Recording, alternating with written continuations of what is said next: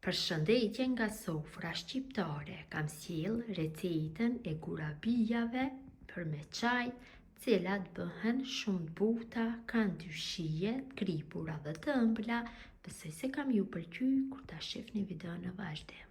Filloj me përgatitjen e këtyre gurabijave shumë të sheshme, të buta, shkojnë shumë me çaj, kështu në njëjën hedhim 2 vezë të plota. Këtu kam marrë një vezë dhe kam ndarë të bardhën dhe të verdhën. Të verdhën do e la kështu më vonë, kur t'ju jap formën, do e liv sipër, do e shtoj të bardhën. Ja shtoj 8 lugë gjelle me sheqer, një vanillë sheqeri për aromë, dhe masën e rroj kështu me një tel kuzhine, që vezët dhe sheqeri të bëhen bashkë. Nuk nevojitet një përzierje shumë, vetëm se pak. Mjaftueshëm kam bërë përzierjen. Ja shtoj një lugë të mesme me krip. Pra këta gurabija kanë dyshije dhe përgatitja e tyre është shumë e shpejtë. Qofse keni mysafir, derisa të bëni përshëndetjen e mysafirëve, çaji do jetë gati dhe gurabija do jenë gati.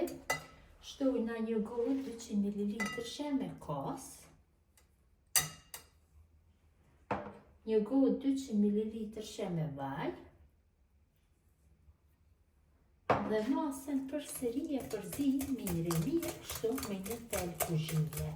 Përgatitja është e shpejtë dhe është ekonomike. Këto përbërës gjithkush i ka në shtëpi.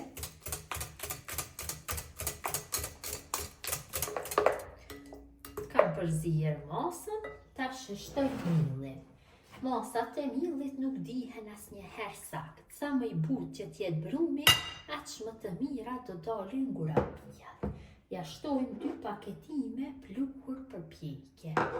Dhe brumin e përzim kështu. Duhet dhe një brum shumë i butë. Nuk do ketë nevojë që ta punoj fare me dorë, vetëm shtu me lugë do e punoj, dhe më pas kur t'ja japim formën duhet që durt vazhdimisht t'i bëjmë me vaj, se për ndryshe nuk do mundemi t'ja japim formën. Qofse ja bëjmë brumin e butë, nuk do dalin shumë të mira gurabijat. Kështu brumi i butë do dalin shumë të mira. Do e shihni se na çfarë trashësie duhet të jetë brumi.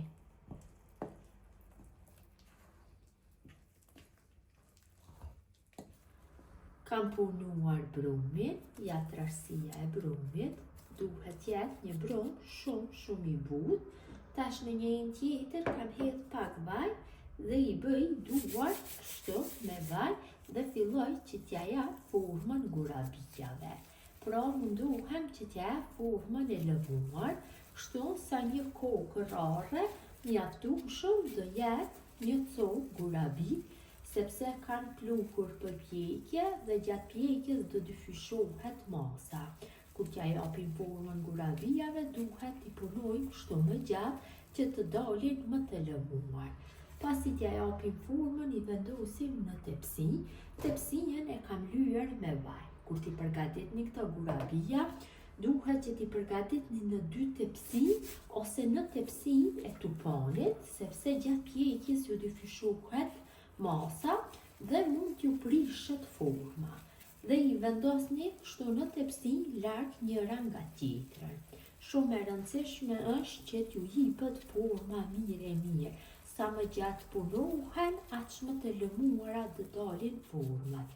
Ja në këtë mënyrë mundohem që gjithë gurabijave t'ju jap masinë e njëjtë. Duart i bëjmë vazhdimisht me vaj.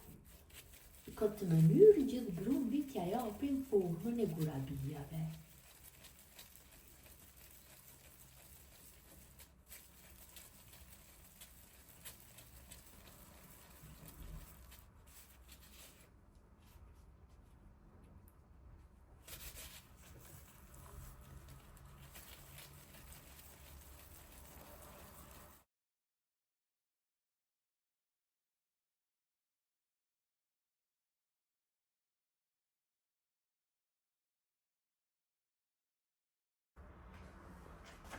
Tek e verdha e vezës kam hedhur pak vaj, e kam përzi masën mirë dhe me këtë mas i ly gurabijat sepër, kështu të gjitha, ju bëhet një kore më e mirë, bëhen shumë të mira, në këtë mënyrë bëjmë lyrjen e gjithë gurabijave.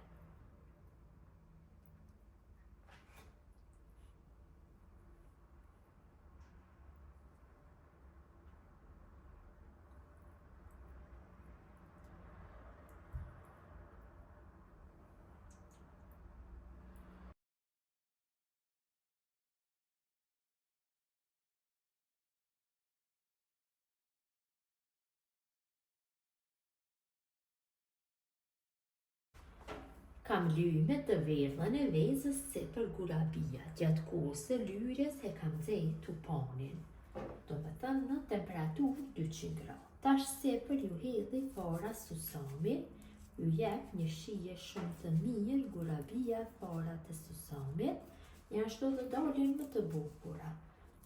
Kështu tek të gjitha hedhim nga pjesa e sepër.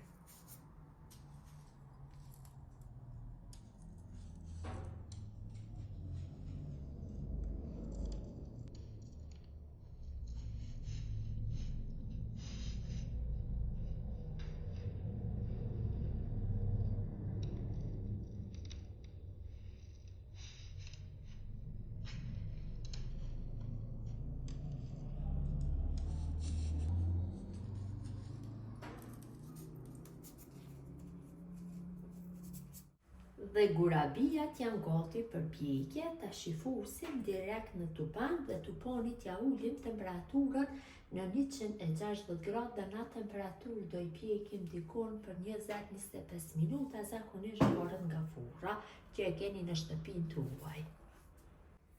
Gurabijat janë ftohur, janë gati për konsumim, ta marrim një dhe ta shihni se si kanë dalë. Vërtet kanë dalë të buta si pambuku, kanë një shije unike sepse janë të kripara dhe të ëmbëla. Besoj se kanë ju pëlqyer, qofse i përgatitni. Gjithë ju që i përgatisni në këtë mënyrë ju bëfshin mirë. Ju lutem këtë video ta ndani tek miqët dhe dashamirët tuaj. Mirëmbëjtje nga sofra shqiptare deri në recetën e radhës.